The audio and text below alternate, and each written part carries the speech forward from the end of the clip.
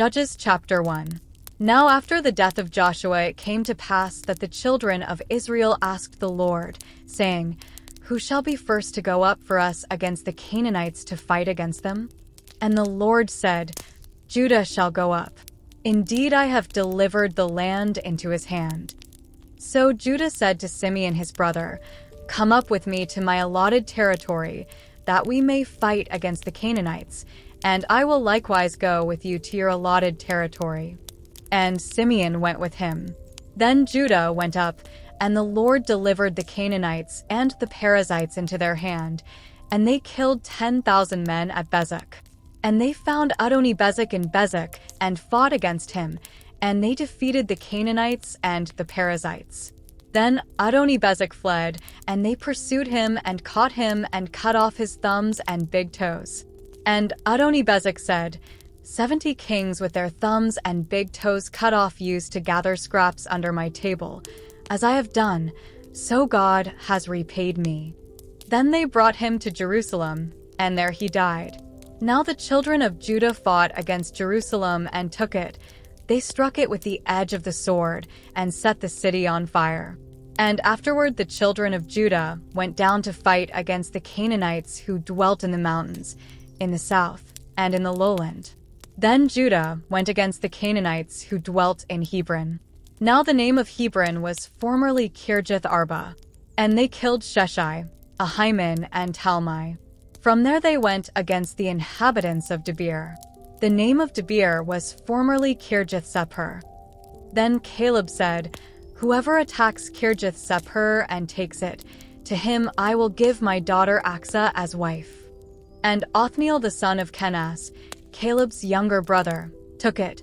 So he gave him his daughter Achsah as wife. Now it happened, when she came to him, that she urged him to ask her father for a field. And she dismounted from her donkey, and Caleb said to her, What do you wish? So she said to him, Give me a blessing, since you have given me land in the south. Give me also springs of water. And Caleb gave her the upper springs and the lower springs. Now the children of the Kenite, Moses' father-in-law, went up from the city of palms with the children of Judah into the wilderness of Judah, which lies in the south near Arad, and they went and dwelt among the people. And Judah went with his brother Simeon, and they attacked the Canaanites who inhabited Zephath, and utterly destroyed it. So the name of the city was called Hormah. Also Judah took Gaza with its territory, Ashkelon with its territory, and Ekron with its territory. So the Lord was with Judah. And they drove out the mountaineers, but they could not drive out the inhabitants of the lowland, because they had chariots of iron. And they gave Hebron to Caleb, as Moses had said. Then he expelled from there the 3 sons of Anak.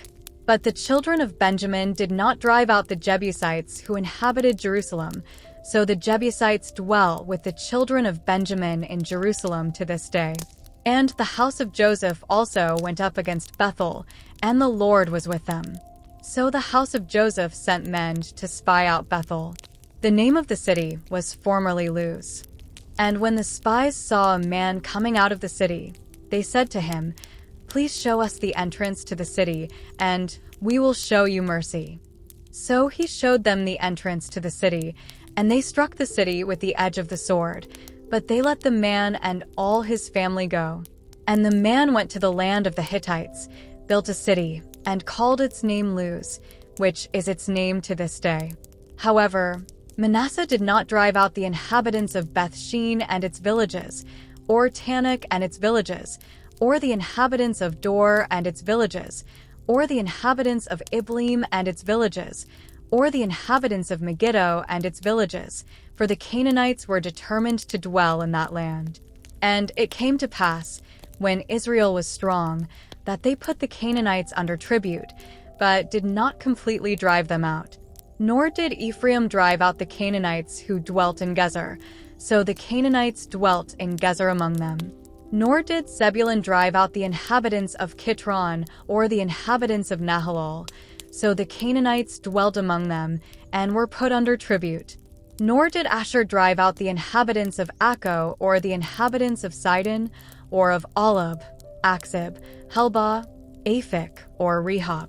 So the Asherites dwelt among the Canaanites, the inhabitants of the land, for they did not drive them out.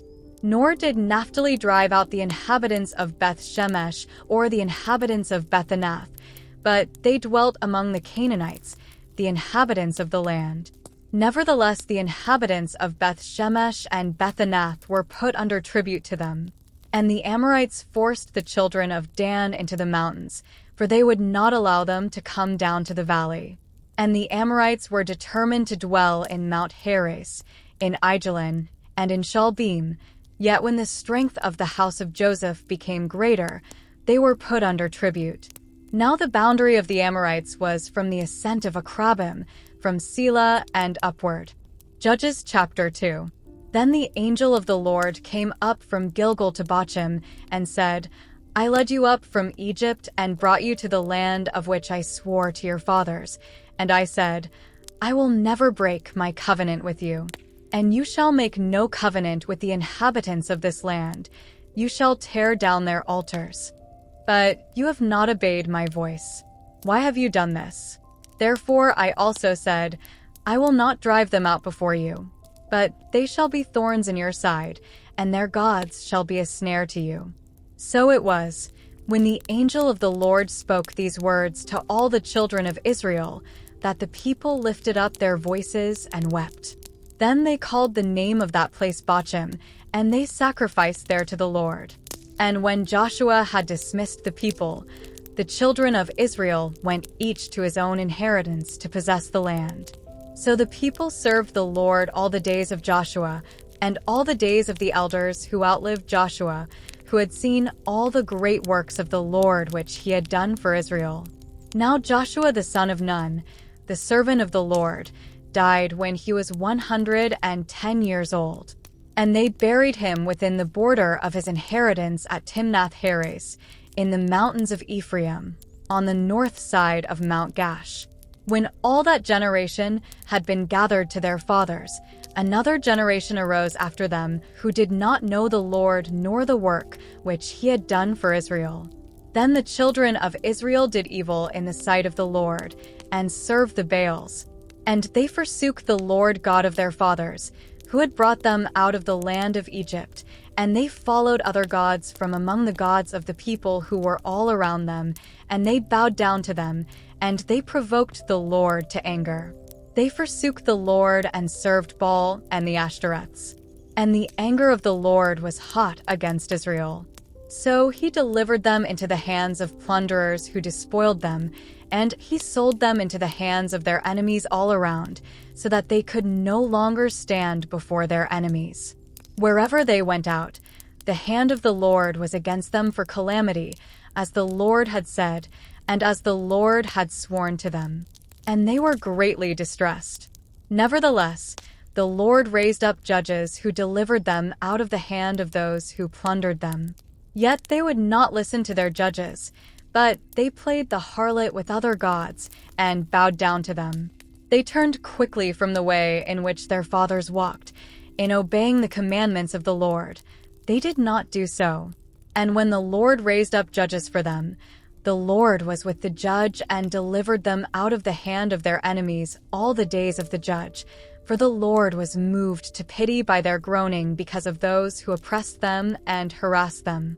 And it came to pass, when the judge was dead, that they reverted and behaved more corruptly than their fathers, by following other gods, to serve them and bow down to them. They did not cease from their own doings nor from their stubborn way. Then the anger of the Lord was hot against Israel, and he said, Because this nation has transgressed my covenant which I commanded their fathers, and has not heeded my voice, I also will no longer drive out before them any of the nations which Joshua left when he died, so that through them I may test Israel, whether they will keep the ways of the Lord, to walk in them as their fathers kept them, or not. Therefore the Lord left those nations, without driving them out immediately, nor did he deliver them into the hand of Joshua. Judges chapter 3. Now these are the nations which the Lord left, that he might test Israel by them, that is, all who had not known any of the wars in Canaan. This was only so that the generations of the children of Israel might be taught to know war, at least those who had not formerly known it. Namely, 5 lords of the Philistines, all the Canaanites, the Sidonians, and the Hivites who dwelt in Mount Lebanon, from Mount Baal-Hermon to the entrance of Hamath. And they were left, that he might test Israel by them, to know whether they would obey the commandments of the Lord, which he had commanded their fathers by the hand of Moses. Thus the children of Israel dwelt among the Canaanites, the Hittites, the Amorites, the Perizzites, the Hivites, and the Jebusites. And they took their daughters to be their wives, and gave their daughters to their sons, and they served their gods. So the children of Israel did evil in the sight of the Lord. They forgot the Lord their God, and served the Baals and Asherahs. Therefore the anger of the Lord was hot against Israel, and he sold them into the hand of Cushan-Rishathaim king of Mesopotamia, and the children of Israel served Cushan-Rishathaim 8 years. When the children of Israel cried out to the Lord raised up a deliverer for the children of Israel, who delivered them. Othniel the son of Kenaz, Caleb's younger brother. The Spirit of the Lord came upon him, and he judged Israel. He went out to war, and the Lord delivered Cushan-Rishathaim king of Mesopotamia into his hand, and his hand prevailed over Cushan-Rishathaim. So the land had rest for 40 years. Then Othniel the son of Kenaz died, and the children of Israel again did evil in the sight of the Lord. So the Lord strengthened Eglon king of Moab against Israel, because they had done evil in the sight of the Lord. Then he gathered to himself the people of Ammon and Amalek, went and defeated Israel, and took possession of the city of palms. So the children of Israel served Eglon king of Moab 18 years. But when the children of Israel cried out to the Lord raised up a deliverer for them, Ehud the son of Gera, the Benjamite, a left-handed man. By him the children of Israel sent tribute to Eglon king of Moab. Now Ehud made himself a dagger. It was double-edged and a cubit in length, and fastened it under his clothes on his right thigh. So he brought the tribute to Eglon king of Moab. Now Eglon was a very fat man. And when he had finished presenting the tribute, he sent away the people who had carried the tribute. But he himself turned back from the stone images that were at Gilgal, and said, "I have a secret message for you, O king." He said, "Keep silence." And all who attended him went out from him. So Ehud came to him. Now he was sitting upstairs in his cool private chamber. Then Ehud said, "I have a message from God for you." So he arose from his seat. Then Ehud reached with his left hand, took the dagger from his right thigh, and thrust it into his belly. Even the hilt went in after the blade, and the fat closed over the blade, for he did not draw the dagger out of his belly, and his entrails came out. Then Ehud went out through the porch, and shut the doors of the upper room behind him and locked them. When he had gone out, Eglon's servants came to look, and to their surprise, the doors of the upper room were locked. So they said, "He is probably attending to his needs in the cool chamber." So they waited till they were embarrassed, and still he had not opened the doors of the upper room. Therefore they took the key and opened them, and there was their master, fallen dead on the floor. But Ehud had escaped while they delayed, and passed beyond the stone images, and escaped to Sirah. And it happened, when he arrived, that he blew the trumpet in the mountains of Ephraim, and the children of Israel went down with him from the mountains, and he led them. Then he said to them, "Follow me, for the Lord has delivered your enemies the Moabites into your hand." So they went down after him, seized the fords of the Jordan leading to Moab, and did not allow anyone to cross over. And at that time they killed about 10,000 men of Moab, all stout men of valor. Not a man escaped. So Moab was subdued that day under the hand of Israel, and the land had rest for 80 years. After him was Shamgar the son of Anath, who killed 600 men of the Philistines with an ox goad, and he also delivered Israel. Judges chapter 4. When Ehud was dead, the children of Israel again did evil in the sight of the Lord. So the Lord sold them into the hand of Jabin king of Canaan, who reigned in Hazor. The commander of his army was Sisera, who dwelt in Harosheth Hagoyim. And the children of Israel cried out to the Lord, for Jabin had 900 chariots of iron, and for 20 years he had harshly oppressed the children of Israel. Now Deborah, a prophetess, the wife of Lapidoth, was judging Israel at that time.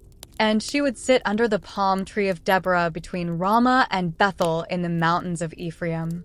And the children of Israel came up to her for judgment.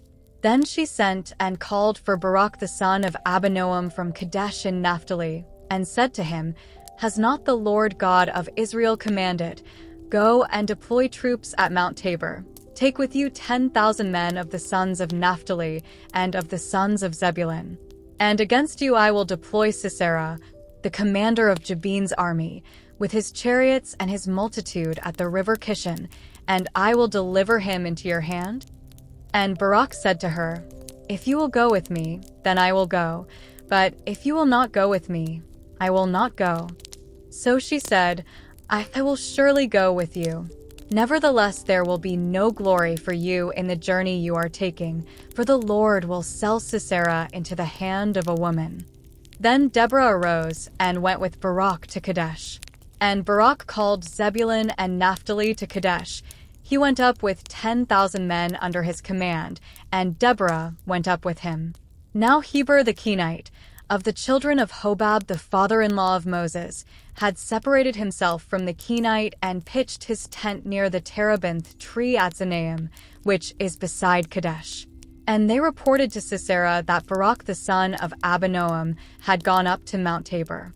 So Sisera gathered together all his chariots, 900 chariots of iron, and all the people who were with him, from Harosheth Hagoyim to the river Kishon.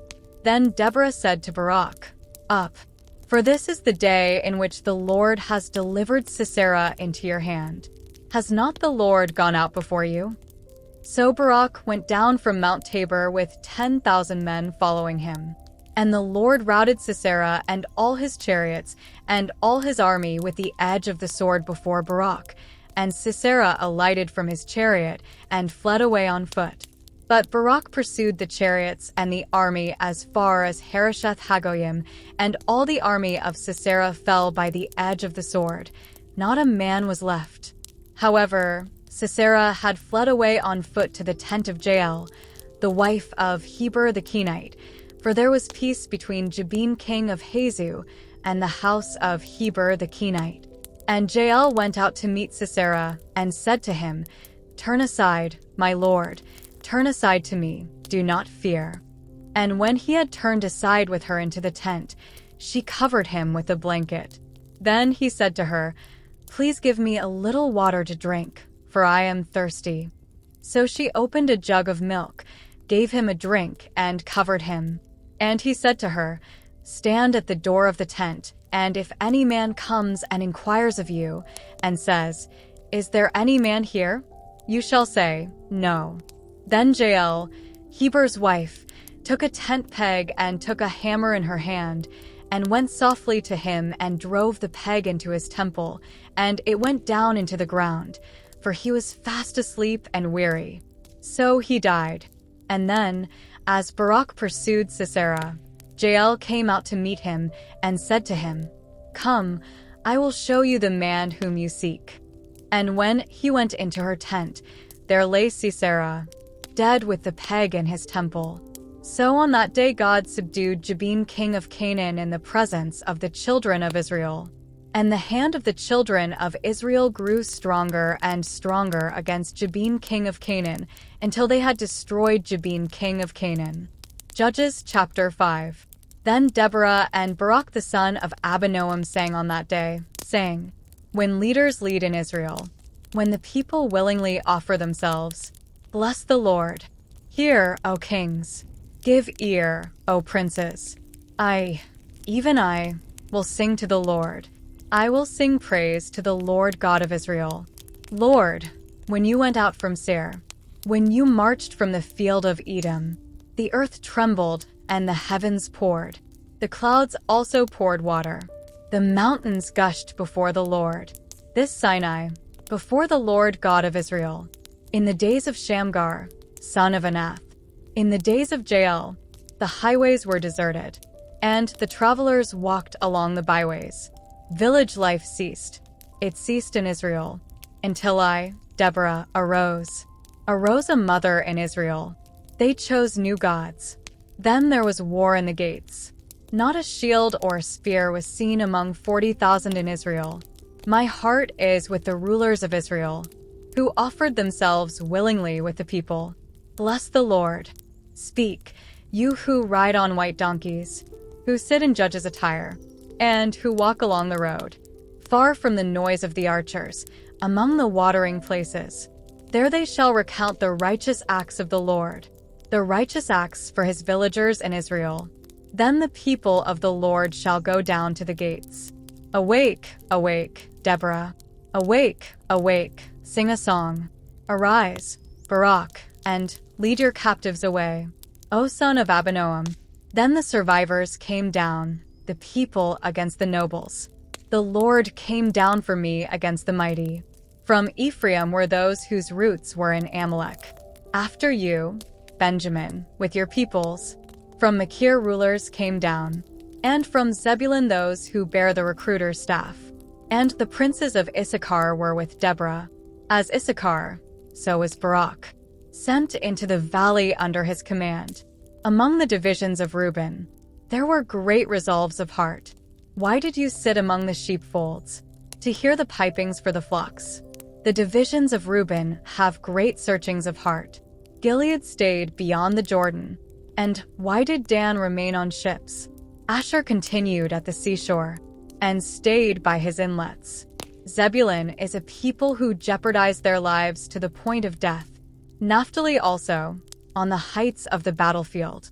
The kings came and fought. Then the kings of Canaan fought. In Tanakh, by the waters of Megiddo. They took no spoils of silver. They fought from the heavens. The stars from their courses fought against Sisera. The torrent of Kishon swept them away. That ancient torrent, the torrent of Kishon. O my soul, march on in strength. Then the horses' hooves pounded, the galloping of his steeds. Curse Meroz, said the angel of the Lord. Curse its inhabitants bitterly, because they did not come to the help of the Lord, to the help of the Lord against the mighty. Most blessed among women is Jael, the wife of Heber the Kenite. Blessed is she among women in tents. He asked for water, she gave milk. She brought out cream in a lordly bowl. She stretched her hand to the tent peg, her right hand to the workman's hammer. She pounded Sisera, she pierced his head, she split and struck through his temple. At her feet he sank, he fell, he lay still. At her feet he sank, he fell. Where he sank, there he fell dead. The mother of Sisera looked through the window, and cried out through the lattice. Why is his chariot so long in coming? Why tarries the clatter of his chariots? Her wisest ladies answered her. Yes, she answered herself. Are they not finding and dividing the spoil? To every man a girl or two. For Sisera, plunder of dyed garments. Plunder of garments embroidered and dyed. 2 pieces of dyed embroidery for the neck of the looter. Thus let all your enemies perish, O Lord. But let those who love him be like the sun, when it comes out in full strength. So the land had rest for 40 years. Judges chapter 5. Then Deborah and Barak the son of Abinoam sang on that day, saying, when leaders lead in Israel, when the people willingly offer themselves, bless the Lord. Hear, O kings. Give ear, O princes. I, even I, will sing to the Lord. I will sing praise to the Lord God of Israel. Lord, when you went out from Seir, when you marched from the field of Edom, the earth trembled and the heavens poured. The clouds also poured water. The mountains gushed before the Lord. This Sinai, before the Lord God of Israel. In the days of Shamgar, son of Anath, in the days of Jael, the highways were deserted, and the travelers walked along the byways. Village life ceased. It ceased in Israel, until I, Deborah, arose a mother in Israel. They chose new gods. Then there was war in the gates. Not a shield or a spear was seen among 40,000 in Israel. My heart is with the rulers of Israel, who offered themselves willingly with the people. Bless the Lord. Speak, you who ride on white donkeys, who sit in judges' attire, and who walk along the road, far from the noise of the archers, among the watering places. There they shall recount the righteous acts of the Lord, the righteous acts for his villagers in Israel. Then the people of the Lord shall go down to the gates. Awake, awake, Deborah. Awake, awake, sing a song. Arise, Barak, and lead your captives away, O son of Abinoam. Then the survivors came down, the people against the nobles. The Lord came down for me against the mighty. From Ephraim were those whose roots were in Amalek.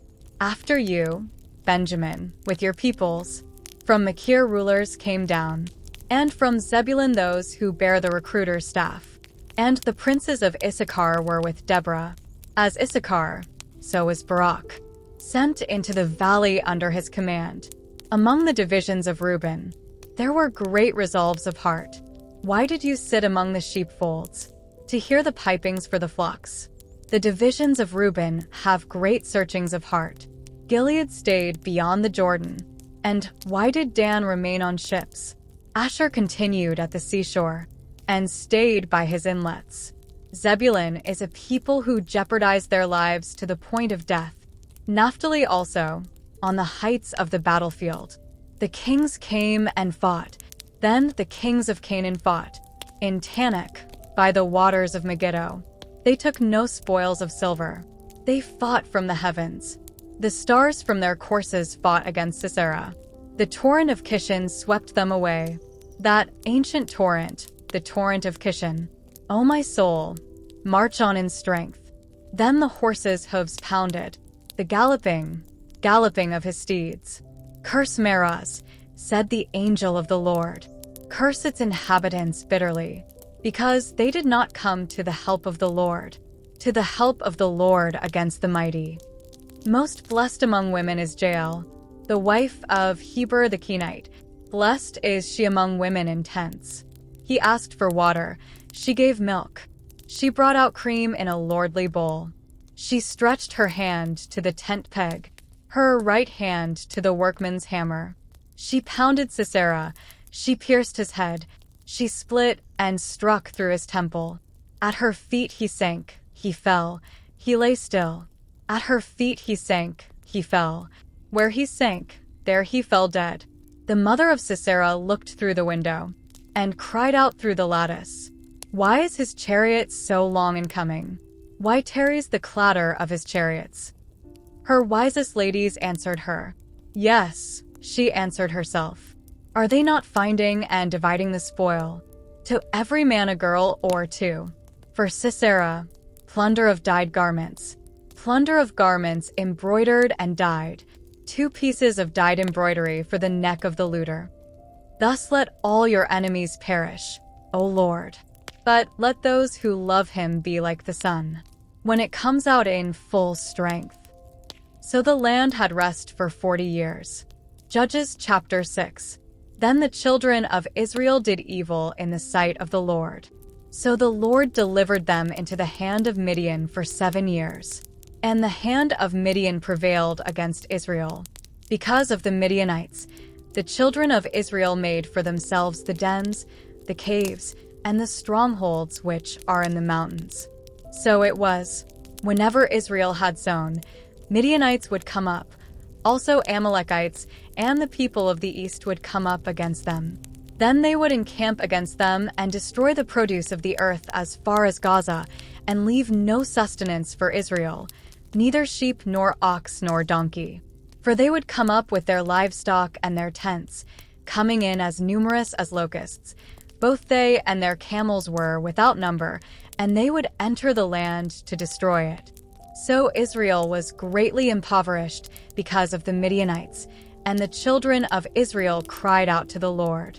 And it came to pass, when the children of Israel cried out to the Lord because of the Midianites, that the Lord sent a prophet to the children of Israel, who said to them, "Thus says the Lord God of Israel, I brought you up from Egypt and brought you out of the house of bondage. And I delivered you out of the hand of the Egyptians and out of the hand of all who oppressed you, and drove them out before you, and gave you their land. Also I said to you, I am the Lord your God. Do not fear the gods of the Amorites, in whose land you dwell. But you have not obeyed my voice. Now the angel of the Lord came and sat under the terebinth tree which was in Ophrah, which belonged to Joash the Abiezrite, while his son Gideon threshed wheat in the winepress, in order to hide it from the Midianites. And the angel of the Lord appeared to him and said to him, The Lord is with you, you mighty man of valor. Gideon said to him, O my Lord, if the Lord is with us, why then has all this happened to us?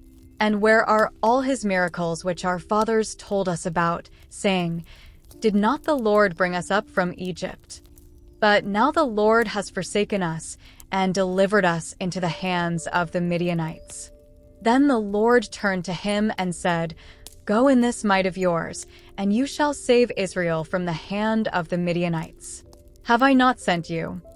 So he said to him, O my Lord, how can I save Israel? Indeed, my clan is the weakest in Manasseh, and I am the least in my father's house. And the Lord said to him, Surely I will be with you, and you shall defeat the Midianites as one man. Then he said to him, If now I have found favor in your sight, then show me a sign that it is you who talk with me. Do not depart from here, I pray, until I come to you and bring out my offering and set it before you. And he said, I will wait until you come back. So Gideon went in and prepared a young goat and unleavened bread from an ephah of flour. The meat he put in a basket, and he put the broth in a pot, and he brought them out to him under the terebinth tree and presented them. The angel of God said to him, Take the meat and the unleavened bread and lay them on this rock and pour out the broth. And he did so. Then the angel of the Lord put out the end of the staff that was in his hand and touched the meat and the unleavened bread, and fire rose out of the rock and consumed the meat and the unleavened bread. And the angel of the Lord departed out of his sight. Now Gideon perceived that he was the angel of the Lord. So Gideon said, Alas, O Lord God, for I have seen the angel of the Lord face to face. Then the Lord said to him, Peace be with you. Do not fear. You shall not die. So Gideon built an altar there to the Lord and called it the Lord is Peace. To this day it is still in Ophrah of the Abiezrites. Now it came to pass the same night that the Lord said to him, Take your father's young bull, the second bull of 7 years old, and tear down the altar of Baal that your father has, and cut down the wooden image that is beside it. And build an altar to the Lord your God on top of this rock in the proper arrangement, and take the second bull and offer a burnt sacrifice with the wood of the image which you shall cut down. So Gideon took 10 men from among his servants and did as the Lord had said to him. But because he feared his father's household and the men of the city too much to do it by day, he did it by night. And when the men of the city arose early in the morning, there was the altar of Baal torn down, and the wooden image that was beside it was cut down, and the second bull was being offered on the altar which had been built. So they said to one another, Who has done this thing? And when they had inquired and asked, they said, Gideon the son of Joash has done this thing. Then the men of the city said to Joash, Bring out your son, that he may die, because he has torn down the altar of Baal, and because he has cut down the wooden image that was beside it. But Joash said to all who stood against him, Would you plead for Baal? Would you save him? Let the one who would plead for him be put to death by morning. If he is a god, let him plead for himself, because his altar has been torn down. Therefore on that day he called him Jerubbaal, saying, "Let Baal plead against him, because he has torn down his altar." Then all the Midianites and Amalekites, the people of the east, gathered together, and they crossed over and encamped in the valley of Jezreel. But the Spirit of the Lord came upon Gideon. Then he blew the trumpet, and the Abiezrites gathered behind him. And he sent messengers throughout all Manasseh, who also gathered behind him. He also sent messengers to Asher, Zebulun, and Naphtali, and they came up to meet them. So Gideon said to God, "If you will save Israel by my hand, as you have said, look, I shall put a fleece of wool on the threshing floor. If there is dew on the fleece only, and it is dry on all the ground, then I shall know that you will save Israel by my hand, as you have said." And it was so. When he rose early the next morning and squeezed the fleece together, he wrung the dew out of the fleece, a bowl full of water. Then Gideon said to God, "Do not be angry with me, but let me speak just once more. Let me test, I pray, just once more with the fleece. Let it now be dry only on the fleece, but on all the ground let there be dew." And God did so that night. It was dry on the fleece only, but there was dew on all the ground. Judges chapter 7. Then Jerubbaal, that is, Gideon, and all the people who were with him rose early and encamped beside the well of Harod, so that the camp of the Midianites was on the north side of them by the hill of Moreh in the valley. And the Lord said to Gideon, "The people who are with you are too many for me to give the Midianites into their hands, lest Israel claim glory for itself against me, saying, 'My own hand has saved me.' Now therefore, proclaim in the hearing of the people, saying, 'Whoever is fearful and afraid, let him turn and depart at once from Mount Gilead.'" And 22,000 of the people returned, and 10,000 remained. But the Lord said to Gideon, "The people are still too many. Bring them down to the water, and I will test them for you there. Then it will be that of whom I say to you, 'This one shall go with you,' the same shall go with you, and of whom I say to you, 'This one shall not go with you,' the same shall not go." So he brought the people down to the water. And the Lord said to Gideon, "Everyone who laps from the water with his tongue, as a dog laps, you shall set apart by himself. Likewise everyone who gets down on his knees to drink." And the number of those who lapped, putting their hand to their mouth, was 300 men, but all the rest of the people got down on their knees to drink water. Then the Lord said to Gideon, "By the 300 men who lapped I will save you, and deliver the Midianites into your hand. Let all the other people go, every man to his place." So the people took provisions and their trumpets in their hands.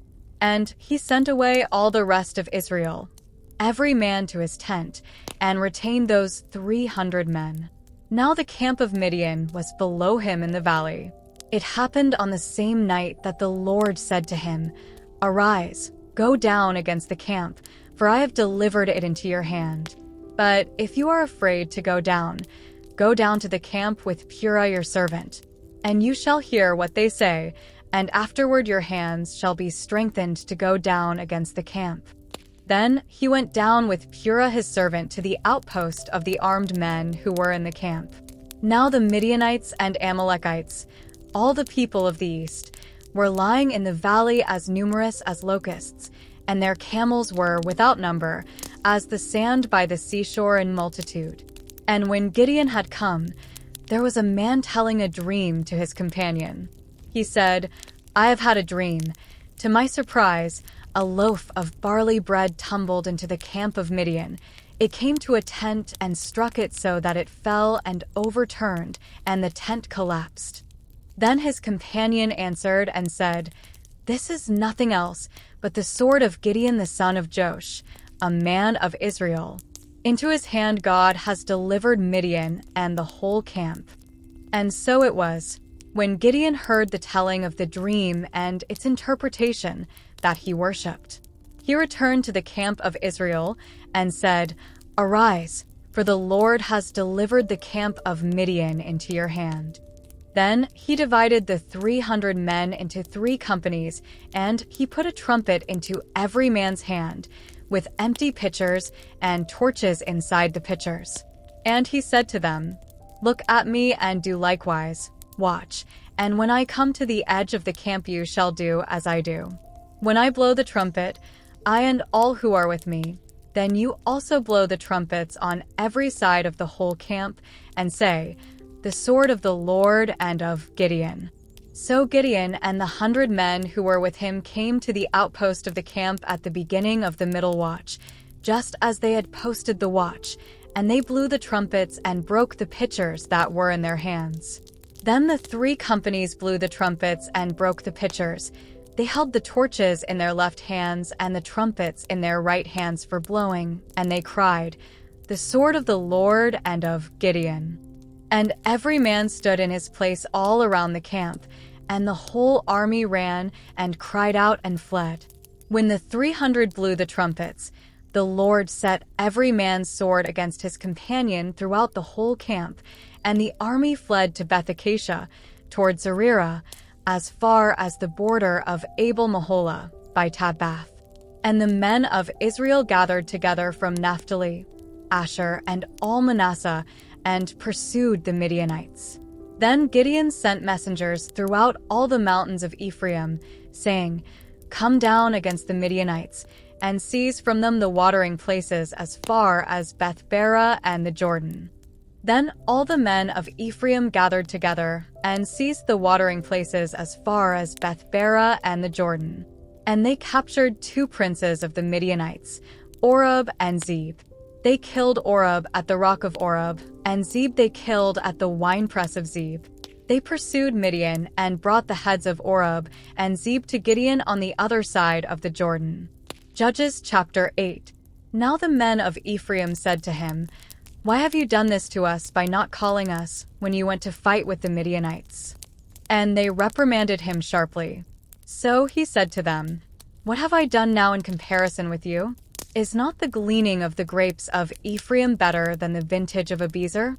God has delivered into your hands the princes of Midian, Oreb and Zeb. And what was I able to do in comparison with you?" Then their anger toward him subsided when he said that. When Gideon came to the Jordan, he and the 300 men who were with him crossed over, exhausted but still in pursuit. Then he said to the men of Succoth, "Please give loaves of bread to the people who follow me, for they are exhausted, and I am pursuing Zebah and Zalmunna, kings of Midian." And the leaders of Succoth said, "Are the hands of Zebah and Zalmunna now in your hand, that we should give bread to your army?" So Gideon said, "For this cause, when the Lord has delivered Zebah and Zalmunna into my hand, then I will tear your flesh with the thorns of the wilderness and with briars." Then he went up from there to Penuel and spoke to them in the same way. And the men of Penuel answered him, as the men of Succoth had answered. So he also spoke to the men of Penuel, saying, "When I come back in peace, I will tear down this tower." Now Zebah and Zalmunna were at Karkor, and their armies with them, about 15,000, all who were left of all the army of the people of the east, for 120,000 men who drew the sword had fallen. Then Gideon went up by the road of those who dwell in tents on the east of Nobah and Jogbehah, and he attacked the army while the camp felt secure. When Zebah and Zalmunna fled, he pursued them, and he took the 2 kings of Midian, Zebah and Zalmunna, and routed the whole army. Then Gideon the son of Joash returned from battle, from the ascent of Heres. And he caught a young man of the men of Succoth and interrogated him, and he wrote down for him the leaders of Succoth and its elders, 77 men.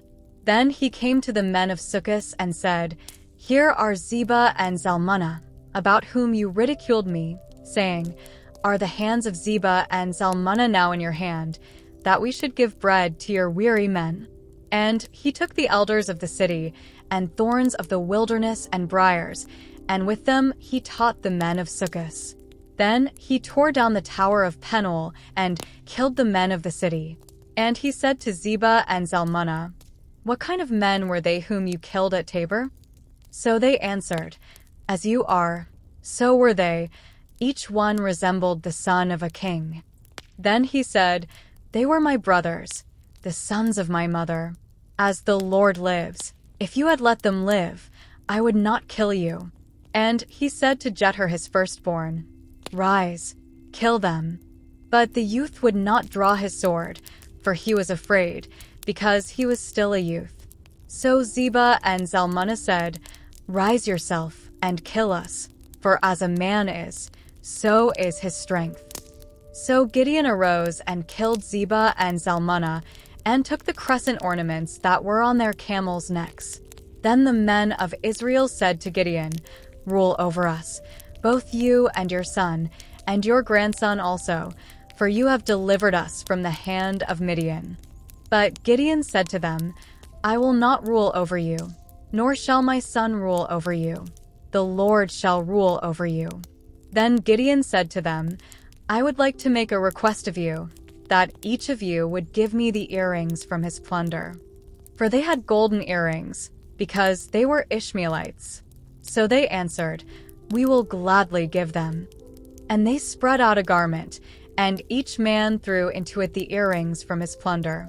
Now the weight of the gold earrings that he requested was 1,700 shekels of gold, besides the crescent ornaments, pendants, and purple robes which were on the kings of Midian, and besides the chains that were around their camels' necks. Then Gideon made it into an ephod and set it up in his city, Ophrah. And all Israel played the harlot with it there. It became a snare to Gideon and to his house. Thus Midian was subdued before the children of Israel, so that they lifted their heads no more. And the country was quiet for 40 years in the days of Gideon. Then Jerubbaal the son of Joash went and dwelt in his own house. Gideon had 70 sons who were his own offspring, for he had many wives. And his concubine who was in Shechem also bore him a son, whose name he called Abimelech. Now Gideon the son of Joash died at a good old age, and was buried in the tomb of Joash his father, in Ophrah of the Abiezrites. So it was, as soon as Gideon was dead, that the children of Israel again played the harlot with the Baals, and made Balberith their god. Thus the children of Israel did not remember the Lord their God, who had delivered them from the hands of all their enemies on every side. Nor did they show kindness to the house of Jerubbaal, Gideon, in accordance with the good he had done for Israel. Judges chapter 9. Then Abimelech the son of Jerubbaal went to Shechem, to his mother's brothers, and spoke with them and with all the family of the house of his mother's father, saying, "Please speak in the hearing of all the men of Shechem, which is better for you, that all 70 of the sons of Jerubbaal reign over you, or that one reign over you? Remember that I am your own flesh and bone." And his mother's brothers spoke all these words concerning him in the hearing of all the men of Shechem, and their heart was inclined to follow Abimelech, for they said, "He is our brother." So they gave him 70 shekels of silver from the temple of Balberith, with which Abimelech hired worthless and reckless men, and they followed him. Then he went to his father's house at Ophrah and killed his brothers, the 70 sons of Jerubbaal, on one stone. But Jotham the youngest son of Jerubbaal was left, because he hid himself. And all the men of Shechem gathered together, all of Beth Millo, and they went and made Abimelech king beside the terebinth tree at the pillar that was in Shechem. Now when they told Jotham, he went and stood on top of Mount Gerizim, and lifted his voice and cried out. And he said to them, "Listen to me, you men of Shechem, that God may listen to you. The trees once went forth to anoint a king over them. And they said to the olive tree, 'Reign over us.' But the olive tree said to them, 'Should I cease giving my oil, with which they honor God and men, and go to sway over trees?' Then the trees said to the fig tree, 'You come and reign over us.' But the fig tree said to them, 'Should I cease my sweetness and my good fruit, and go to sway over trees?' Then the trees said to the vine, 'You come and reign over us.' But the vine said to them, "Should I cease my new wine, which cheers both God and men, and go to sway over trees?" Then all the trees said to the bramble, "You come and reign over us." And the bramble said to the trees, "If in truth you anoint me as king over you, then come and take shelter in my shade. But if not, let fire come out of the bramble and devour the cedars of Lebanon." Now therefore, if you have acted in truth and sincerity in making Abimelech king, and if you have dealt well with Jerubbaal and his house, and have done to him as he deserves, for my father fought for you, risked his life, and delivered you out of the hand of Midian. But you have risen up against my father's house this day, and killed his 70 sons on one stone, and made Abimelech, the son of his female servant, king over the men of Shechem, because he is your brother. If then you have acted in truth and sincerity with Jerubbaal and with his house this day, then rejoice in Abimelech, and let him also rejoice in you. But if not, let fire come from Abimelech and devour the men of Shechem and Beth Millo, and let fire come from the men of Shechem and from Beth Millo and devour Abimelech. And Jotham ran away and fled, and he went to Beer and dwelt there, for fear of Abimelech his brother. After Abimelech had reigned over Israel 3 years, God sent a spirit of ill will between Abimelech and the men of Shechem, and the men of Shechem dealt treacherously with Abimelech, that the crime done to the 70 sons of Jerubbaal might be settled, and their blood be laid on Abimelech their brother, who killed them, and on the men of Shechem, who aided him in the killing of his brothers. And the men of Shechem set men in ambush against him on the tops of the mountains, and they robbed all who passed by them along that way. And it was told Abimelech. Now Gaal the son of Ebed came with his brothers, and went over to Shechem, and the men of Shechem put their confidence in him. So they went out into the fields, and gathered grapes from their vineyards, and trod them, and made merry. And they went into the house of their God, and ate and drank, and cursed Abimelech. Then Gaal the son of Ebed said, "Who is Abimelech, and who is Shechem, that we should serve him? Is he not the son of Jerubbaal, and is not Zebul his officer? Serve the men of Hamor the father of Shechem, but why should we serve him? If only this people were under my authority, then I would remove Abimelech." So he said to Abimelech, "Increase your army and come out." When Zebul, the ruler of the city, heard the words of Gaal the son of Ebed, his anger was aroused. And he sent messengers to Abimelech secretly, saying, "Take note, Gaal the son of Ebed and his brothers have come to Shechem, and here they are, fortifying the city against you. Now therefore, get up by night, you and the people who are with you, and lie in wait in the field. And it shall be, as soon as the sun is up in the morning, that you shall rise early and rush upon the city, and when he and the people who are with him come out against you, you may then do to them as you find opportunity." So Abimelech and all the people who were with him rose by night, and lay in wait against Shechem in 4 companies.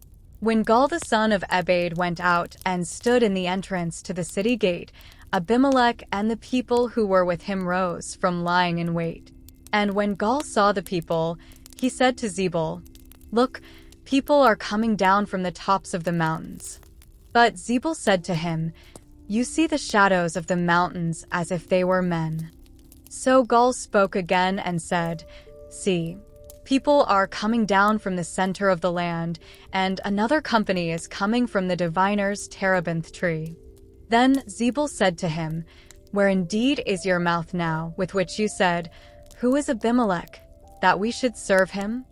Are not these the people whom you despised? Go out, if you will, and fight with them now." So Gaal went out, leading the men of Shechem, and fought with Abimelech. And Abimelech chased him, and he fled from him, and many fell wounded, to the very entrance of the gate. Then Abimelech dwelt at Arumah, and Zebul drove out Gaal and his brothers, so that they would not dwell in Shechem. And it came about on the next day that the people went out into the field, and they told Abimelech. So he took his people, divided them into 3 companies, and lay in wait in the field. And he looked, and there were the people coming out of the city, and he rose against them and attacked them. Then Abimelech and the company that was with him rushed forward and stood at the entrance of the gate of the city, and the other 2 companies rushed upon all who were in the fields and killed them. So Abimelech fought against the city all that day. He took the city and killed the people who were in it, and he demolished the city and sowed it with salt.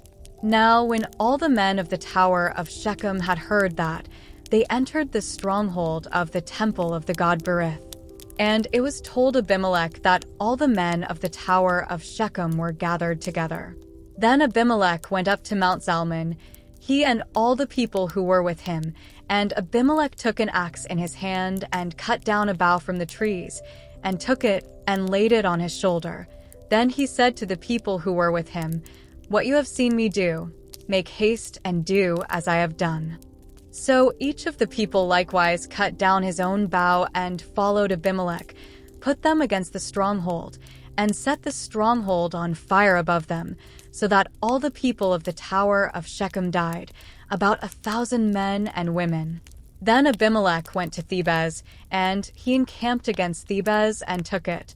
But there was a strong tower in the city, and all the men and women, all the people of the city, fled there and shut themselves in. Then they went up to the top of the tower. So Abimelech came as far as the tower and fought against it, and he drew near the door of the tower to burn it with fire. But a certain woman dropped an upper millstone on Abimelech's head and crushed his skull. Then he called quickly to the young man, his armor-bearer, and said to him, "Draw your sword and kill me, lest men say of me, 'A woman killed him.'" So his young man thrust him through, and he died. And when the men of Israel saw that Abimelech was dead, they departed, every man to his place. Thus God repaid the wickedness of Abimelech, which he had done to his father by killing his 70 brothers. And all the evil of the men of Shechem God returned on their own heads, and on them came the curse of Jotham the son of Jerubbaal. Judges chapter 10. After Abimelech there arose to save Israel Tola the son of Puah, the son of Dodo, a man of Issachar, and he dwelt in Shamir in the mountains of Ephraim. He judged Israel 23 years, and he died and was buried in Shamir. After him arose Jair, a Gileadite, and he judged Israel 22 years. Now he had 30 sons who rode on 30 donkeys. They also had 30 towns, which are called Havoth Jair, to this day, which are in the land of Gilead. And Jair died and was buried in Carmel. Then the children of Israel again did evil in the sight of the Lord, and served the Baals and the Ashtoreths, the gods of Syria, the gods of Sidon, the gods of Moab, the gods of the people of Ammon, and the gods of the Philistines, and they forsook the Lord, and did not serve him. So the anger of the Lord was hot against Israel, and he sold them into the hands of the Philistines and into the hands of the people of Ammon. From that year they harassed and oppressed the children of Israel for 18 years, all the children of Israel who were on the other side of the Jordan in the land of the Amorites, in Gilead. Moreover, the people of Ammon crossed over the Jordan to fight against Judah also, against Benjamin, and against the house of Ephraim, so that Israel was severely distressed. And the children of Israel cried out to the Lord, saying, "We have sinned against you, because we have both forsaken our God and served the Baals." So the Lord said to the children of Israel, "Did I not deliver you from the Egyptians and from the Amorites and from the people of Ammon and from the Philistines? Also the Sidonians and Amalekites and Maonites oppressed you, and you cried out to me, and I delivered you from their hand. Yet you have forsaken me and served other gods. Therefore I will deliver you no more. Go and cry out to the gods which you have chosen. Let them deliver you in your time of distress." And the children of Israel said to the Lord, "We have sinned. Do to us whatever seems best to you. Only deliver us this day, we pray." So they put away the foreign gods from among them and served the Lord. and his soul could no longer endure the misery of Israel. Then the people of Ammon gathered together and encamped in Gilead. And the children of Israel assembled together and encamped in Mizpah. And the people, the leaders of Gilead, said to one another, "Who is the man who will begin the fight against the people of Ammon? He shall be head over all the inhabitants of Gilead." Judges chapter 11. Now Jephthah the Gileadite was a mighty man of valor, but he was the son of a harlot, and Gilead begot Jephthah. Gilead's wife bore sons, and when his wife's sons grew up, they drove Jephthah out and said to him, "You shall have no inheritance in our father's house, for you are the son of another woman." Then Jephthah fled from his brothers and dwelt in the land of Tob, and worthless men banded together with Jephthah and went out raiding with him. It came to pass after a time that the people of Ammon made war against Israel. And so it was, when the people of Ammon made war against Israel, that the elders of Gilead went to get Jephthah from the land of Tob. Then they said to Jephthah, "Come and be our commander, that we may fight against the people of Ammon." So Jephthah said to the elders of Gilead, "Did you not hate me and expel me from my father's house? Why have you come to me now when you are in distress?" And the elders of Gilead said to Jephthah, "That is why we have turned again to you now, that you may go with us and fight against the people of Ammon, and be our head over all the inhabitants of Gilead."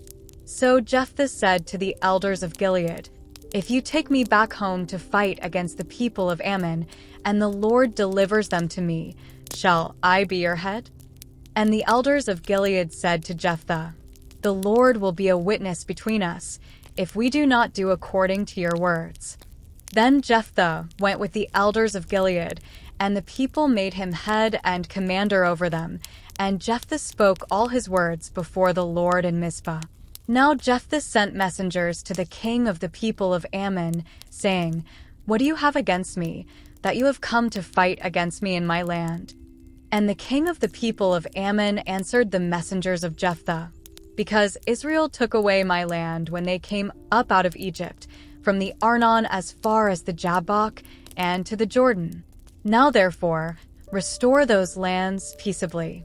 So Jephthah again sent messengers to the king of the people of Ammon and said to him, "Thus says Jephthah, Israel did not take away the land of Moab, nor the land of the people of Ammon, for when Israel came up from Egypt, they walked through the wilderness as far as the Red Sea and came to Kadesh. Then Israel sent messengers to the king of Edom, saying, "Please let me pass through your land." But the king of Edom would not heed. And in like manner they sent to the king of Moab, but he would not consent. So Israel remained in Kadesh. And they went along through the wilderness and bypassed the land of Edom and the land of Moab, came to the east side of the land of Moab, and encamped on the other side of the Arnon. But they did not enter the border of Moab, for the Arnon was the border of Moab. Then Israel sent messengers to Sihon king of the Amorites, king of Heshbon, and Israel said to him, "Please let us pass through your land into our place." But Sihon did not trust Israel to pass through his territory. So Sihon gathered all his people together, encamped in Jahaz, and fought against Israel. And the Lord God of Israel delivered Sihon and all his people into the hand of Israel, and they defeated them. Thus Israel gained possession of all the land of the Amorites, who inhabited that country. They took possession of all the territory of the Amorites, from the Arnon to the Jabbok and from the wilderness to the Jordan. And now the Lord God of Israel has dispossessed the Amorites from before his people Israel. Should you then possess it? Will you not possess whatever Chemosh your God gives you to possess? So whatever the Lord our God takes possession of before us, we will possess. And now, are you any better than Balak the son of Zippor, king of Moab? Did he ever strive against Israel? Did he ever fight against them? While Israel dwelt in Heshbon and its villages, in Aroer and its villages, and in all the cities along the banks of the Arnon, for 300 years, why did you not recover them within that time? Therefore I have not sinned against you. but you wronged me by fighting against me. May the Lord, the judge, render judgment this day between the children of Israel and the people of Ammon." However, the king of the people of Ammon did not heed the words which Jephthah sent him. Then the Spirit of the Lord came upon Jephthah, and he passed through Gilead and Manasseh, and passed through Mizpah of Gilead. And from Mizpah of Gilead he advanced toward the people of Ammon. And Jephthah made a vow to the Lord and said, "If you will indeed deliver the people of Ammon into my hands, then it will be that whatever comes out of the doors of my house to meet me, when I return in peace from the people of Ammon, shall surely be the Lord's, and I will offer it up as a burnt offering." So Jephthah advanced toward the people of Ammon to fight against them, and the Lord delivered them into his hands. And he defeated them from Aroer as far as Minnith, 20 cities, and to Abel-keramim, with a very great slaughter. Thus the people of Ammon were subdued before the children of Israel. When Jephthah came to his house at Mizpah, there was his daughter, coming out to meet him with timbrels and dancing, and she was his only child. Besides her, he had neither son nor daughter. And it came to pass, when he saw her, that he tore his clothes and said, "Alas, my daughter, you have brought me very low. You are among those who trouble me. For I have given my word to the Lord, and I cannot go back on it." So she said to him, "My father, if you have given your word to the Lord, do to me according to what has gone out of your mouth, because the Lord has avenged you of your enemies, the people of Ammon." Then she said to her father, "Let this thing be done for me. Let me alone for 2 months, that I may go and wander on the mountains and bewail my virginity, my friends and I." So he said, "Go." And he sent her away for 2 months, and she went with her friends and bewailed her virginity on the mountains. And it was so at the end of 2 months that she returned to her father, and he carried out his vow with her which he had vowed. She knew no man. And it became a custom in Israel that the daughters of Israel went 4 days each year to lament the daughter of Jephthah the Gileadite. Judges chapter 12. Then the men of Ephraim gathered together, crossed over toward Zaphon, and said to Jephthah, "Why did you cross over to fight against the people of Ammon, and did not call us to go with you? We will burn your house down on you with fire." And Jephthah said to them, "My people and I were in a great struggle with the people of Ammon, and when I called you, you did not deliver me out of their hands. So, when I saw that you would not deliver me, I took my life in my hands and crossed over against the people of Ammon, and the Lord delivered them into my hand. Why then have you come up to me this day to fight against me?" Now Jephthah gathered together all the men of Gilead and fought against Ephraim. And the men of Gilead defeated Ephraim, because they said, "You Gileadites are fugitives of Ephraim among the Ephraimites and among the Manassites." The Gileadites seized the fords of the Jordan before the Ephraimites arrived. And when any Ephraimite who escaped said, "Let me cross over," the men of Gilead would say to him, "Are you an Ephraimite?" If he said, "No," then they would say to him, "Then say, Shibboleth." And he would say, "Sibboleth," for he could not pronounce it right. Then they would take him and kill him at the fords of the Jordan. There fell at that time 42,000 Ephraimites. And Jephthah judged Israel 6 years. Then Jephthah the Gileadite died and was buried among the cities of Gilead. After him, Ibzan of Bethlehem judged Israel. He had 30 sons. And he gave away 30 daughters in marriage, and brought in 30 daughters from elsewhere for his sons. He judged Israel 7 years. Then Ibzan died and was buried at Bethlehem. After him, Elon the Zebulunite judged Israel. He judged Israel 10 years. And Elon the Zebulunite died and was buried at Aijalon in the country of Zebulun. After him, Abdon the son of Hillel the Pirathonite judged Israel. He had 40 sons and 30 grandsons, who rode on 70 young donkeys. He judged Israel 8 years. Then Abdon the son of Hillel the Pirathonite died and was buried in Pirathon in the land of Ephraim, in the mountains of the Amalekites. Judges chapter 13. Again the children of Israel did evil in the sight of the Lord, and the Lord delivered them into the hand of the Philistines for 40 years. Now there was a certain man from Zorah, of the family of the Danites, whose name was Manoah, and his wife was barren and had no children. And the angel of the Lord appeared to the woman and said to her, Indeed now, you are barren and have borne no children, but you shall conceive and bear a son. Now therefore, please be careful not to drink wine or similar drink, and not to eat anything unclean. For behold, you shall conceive and bear a son. And no razor shall come upon his head, for the child shall be a Nazirite to God from the womb, and he shall begin to deliver Israel out of the hand of the Philistines. So the woman came and told her husband, saying, A man of God came to me, and his countenance was like the countenance of the angel of God, very awesome. But I did not ask him where he was from, and he did not tell me his name. And he said to me, Behold, you shall conceive and bear a son.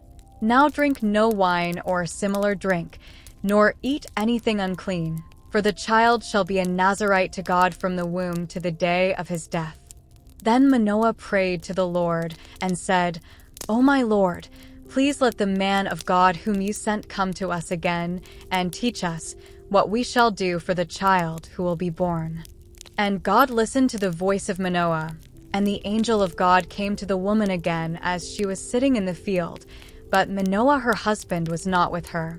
Then the woman ran in haste and told her husband, and said to him, Look, the man who came to me the other day has just now appeared to me. So Manoah arose and followed his wife. When he came to the man, he said to him, Are you the man who spoke to this woman? And he said, I am. Manoah said, Now let your words come to pass. What will be the boy's rule of life and his work? So the angel of the Lord said to Manoah, Of all that I said to the woman, let her be careful. She may not eat anything that comes from the vine, nor may she drink wine or similar drink, nor eat anything unclean. All that I commanded her let her observe. Then Manoah said to the angel of the Lord, Please let us detain you, and we will prepare a young goat for you. And the angel of the Lord said to Manoah, Though you detain me, I will not eat your food. But if you offer a burnt offering, you must offer it to the Lord. For Manoah did not know he was the angel of the Lord. Then Manoah said to the angel of the Lord, What is your name, that when your words come to pass we may honor you? And the angel of the Lord said to him, Why do you ask my name, seeing it is wonderful? So Manoah took the young goat with the grain offering and offered it upon the rock to the Lord. And he did a wondrous thing while Manoah and his wife looked on. It happened as the flame went up toward heaven from the altar. The angel of the Lord ascended in the flame of the altar. When Manoah and his wife saw this, they fell on their faces to the ground.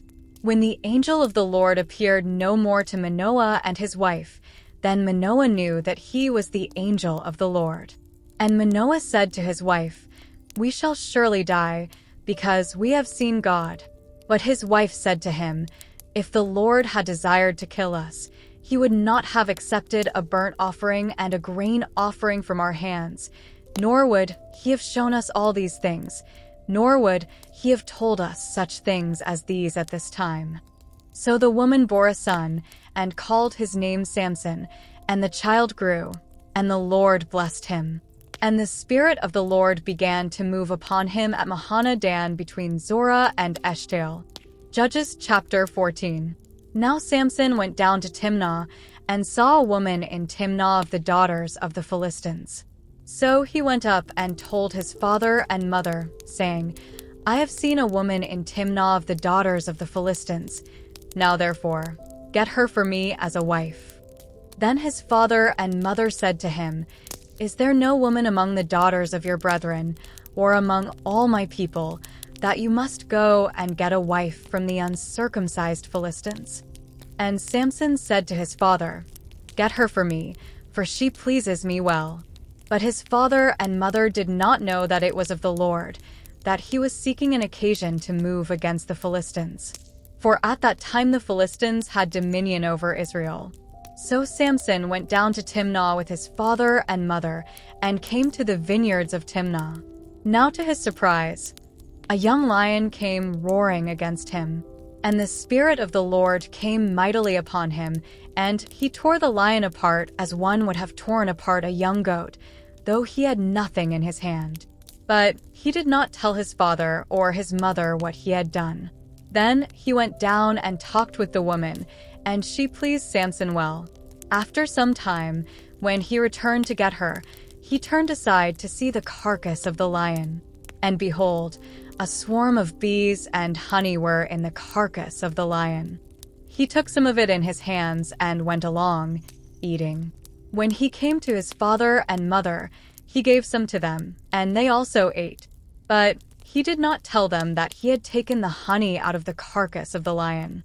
So his father went down to the woman, and Samson gave a feast there, for young men used to do so. And it happened, when they saw him, that they brought 30 companions to be with him. Then Samson said to them, "Let me pose a riddle to you.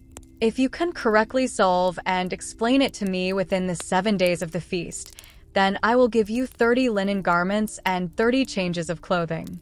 But if you cannot explain it to me, then you shall give me 30 linen garments and 30 changes of clothing." And they said to him, "Pose your riddle, that we may hear it." So he said to them, "Out of the eater came something to eat, and out of the strong came something sweet." Now for 3 days they could not explain the riddle. But it came to pass on the 7th day that they said to Samson's wife, "Entice your husband, that he may explain the riddle to us, or else we will burn you and your father's house with fire. Have you invited us in order to take what is ours? Is that not so?" Then Samson's wife wept on him and said, "You only hate me. You do not love me. You have posed a riddle to the sons of my people, but you have not explained it to me." And he said to her, "Look, I have not explained it to my father or my mother, so should I explain it to you?" Now she had wept on him the 7 days, while their feast lasted. And it happened on the 7th day that he told her, because she pressed him so much. Then she explained the riddle to the sons of her people. So the men of the city said to him on the 7th day before the sun went down, "What is sweeter than honey? And what is stronger than a lion?" And he said to them, "If you had not plowed with my heifer, you would not have solved my riddle." Then the Spirit of the Lord came upon him mightily, and he went down to Ashkelon and killed 30 of their men, took their apparel, and gave the changes of clothing to those who had explained the riddle. So his anger was aroused, and he went back up to his father's house. And Samson's wife was given to his companion, who had been his best man. Judges chapter 15. After a while, in the time of wheat harvest, it happened that Samson visited his wife with a young goat. And he said, "Let me go into my wife, into her room." But her father would not permit him to go in. Her father said, "I really thought that you thoroughly hated her, therefore I gave her to your companion. Is not her younger sister better than she? Please take her instead." And Samson said to them, "This time I shall be blameless regarding the Philistines if I harm them." Then Samson went and caught 300 foxes, and he took torches, turned the fox's tail to tail, and put a torch between each pair of tails. When he had set the torches on fire, he let the foxes go into the standing grain of the Philistines and burned up both the shocks and the standing grain, as well as the vineyards and olive groves. Then the Philistines said, "Who has done this?" And they answered, "Samson, the son-in-law of the Timnite, because he has taken his wife and given her to his companion." So the Philistines came up and burned her and her father with fire. Samson said to them, "Since you would do a thing like this, I will surely take revenge on you, and after that I will cease." So he attacked them hip and thigh with a great slaughter. Then he went down and dwelt in the cleft of the rock of Etam. Now the Philistines went up, encamped in Judah, and deployed themselves against Lehi. And the men of Judah said, "Why have you come up against us?" So they answered, "We have come up to arrest Samson, to do to him as he has done to us." Then 3,000 men of Judah went down to the cleft of the rock of Etam and said to Samson, "Do you not know that the Philistines rule over us? What is this you have done to us?" And he said to them, "As they did to me, so I have done to them." But they said to him, "We have come down to arrest you, that we may deliver you into the hand of the Philistines." Then Samson said to them, "Swear to me that you will not kill me yourselves." So they spoke to him, saying, "No, but we will tie you securely and deliver you into their hand, but we will surely not kill you." And they bound him with 2 new ropes and brought him up from the rock. When he came to Lehi, the Philistines came shouting against him. Then the Spirit of the Lord came mightily upon him, and the ropes that were on his arms became like flax that is burned with fire, and his bonds broke loose from his hands. He found a fresh jawbone of a donkey, reached out his hand and took it, and killed 1,000 men with it. Then Samson said, "With the jawbone of a donkey, heaps upon heaps, with the jawbone of a donkey, I have slain 1,000 men." And so it was, when he had finished speaking, that he threw the jawbone from his hand, and called that place Ramath Lehi. Then he became very thirsty, so he cried out to the Lord and said, "You have given this great deliverance by the hand of your servant, and now shall I die of thirst and fall into the hand of the uncircumcised." So God split the hollow place that is in Lehi, and water came out, and he drank, and his spirit returned, and he revived. Therefore he called its name En-Hakkore, which is in Lehi to this day. And he judged Israel 20 years in the days of the Philistines. Judges chapter 16. Now Samson went to Gaza and saw a harlot there, and went into her. When the Gazites were told, "Samson has come here," they surrounded the place and lay in wait for him all night at the gate of the city.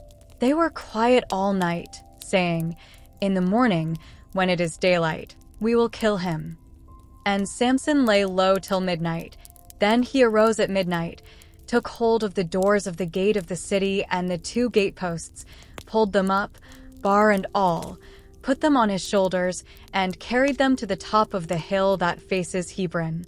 Afterward it happened that he loved a woman in the valley of Sorek, whose name was Delilah.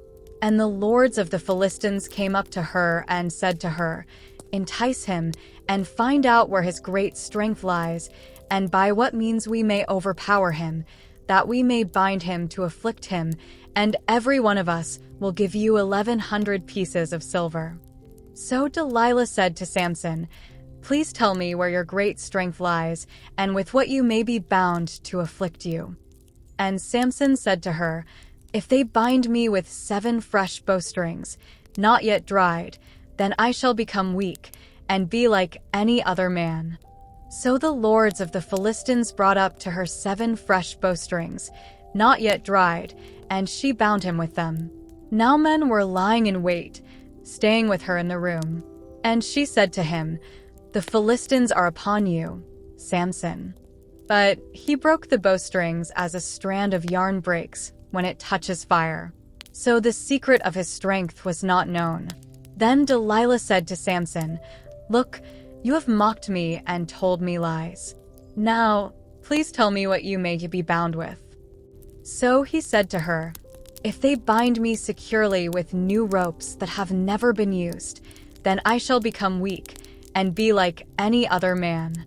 Therefore Delilah took new ropes and bound him with them, and said to him, "The Philistines are upon you, Samson." And men were lying in wait, staying in the room. But he broke them off his arms like a thread. Delilah said to Samson, "Until now you have mocked me and told me lies. Tell me what you may be bound with." And he said to her, if you weave the 7 locks of my head into the web of the loom." So she wove it tightly with the batten of the loom and said to him, "The Philistines are upon you, Samson." But he awoke from his sleep and pulled out the batten and the web from the loom. Then she said to him, "How can you say, 'I love you,' when your heart is not with me? You have mocked me these 3 times and have not told me where your great strength lies." And it came to pass, when she pestered him daily with her words and pressed him, so that his soul was vexed to death, that he told her all his heart, and said to her, "No razor has ever come upon my head, for I have been a Nazirite to God from my mother's womb. If I am shaven, then my strength will leave me, and I shall become weak, and be like any other man." When Delilah saw that he had told her all his heart, she sent and called for the lords of the Philistines, saying, "Come up once more, for he has told me all his heart." So the lords of the Philistines came up to her and brought the money in their hand. Then she lulled him to sleep on her knees, and called for a man and had him shave off the 7 locks of his head. Then she began to torment him, and his strength left him. And she said, "The Philistines are upon you, Samson." So he awoke from his sleep and said, "I will go out as before at other times and shake myself free." What? He did not know that the Lord had departed from him. Then the Philistines took him and put out his eyes and brought him down to Gaza. They bound him with bronze fetters, and he became a grinder in the prison. However, the hair of his head began to grow again after it had been shaven. Now the lords of the Philistines gathered together to offer a great sacrifice to Dagon their god and to rejoice. And they said, "Our God has delivered into our hands Samson, our enemy." When the people saw him, they praised their God, for they said, "Our God has delivered into our hands our enemy, the destroyer of our land, and the one who multiplied our dead." So it happened, when their hearts were merry, that they said, "Call for Samson, that he may perform for us." So they called for Samson from the prison, and he performed for them, and they stationed him between the pillars. Then Samson said to the lad who held him by the hand, "Let me feel the pillars which support the temple, so that I can lean on them." Now the temple was full of men and women. All the lords of the Philistines were there, about 3,000 men, and women on the roof watching while Samson performed. Then Samson called to the Lord, saying, "O Lord God, remember me, I pray. Strengthen me, I pray, just this once, O God, that I may with one blow take vengeance on the Philistines for my 2 eyes." And Samson took hold of the 2 middle pillars which supported the temple, and he braced himself against them, one on his right and the other on his left. Then Samson said, "Let me die with the Philistines." And he pushed with all his might, and the temple fell on the lords and all the people who were in it. So the dead that he killed at his death were more than he had killed in his life. And his brothers and all his father's household came down and took him, and brought him up and buried him between Zorah and Eshtaol in the tomb of his father Manoah. He had judged Israel 20 years. Judges chapter 17. Now there was a man from the mountains of Ephraim, whose name was Micah. And he said to his mother, "The 1,100 shekels of silver that were taken from you, and on which you put a curse, even saying it in my ears, here is the silver with me, I took it." And his mother said, "May you be blessed by the Lord, my son." So when he had returned the 1,100 shekels of silver to his mother said, "I had wholly dedicated the silver from my hand to the Lord for my son, to make a carved image and a molded image.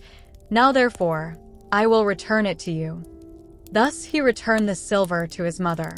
Then his mother took 200 shekels of silver and gave them to the silversmith, and he made it into a carved image and a molded image. And they were in the house of Micah. The man Micah had a shrine, and made an ephod and household idols, and he consecrated one of his sons, who became his priest. In those days there was no king in Israel. Everyone did what was right in his own eyes. Now there was a young man from Bethlehem in Judah, of the family of Judah. He was a Levite, and was staying there. The man departed from the city of Bethlehem in Judah to stay wherever he could find a place. Then he came to the mountains of Ephraim, to the house of Micah, as he journeyed.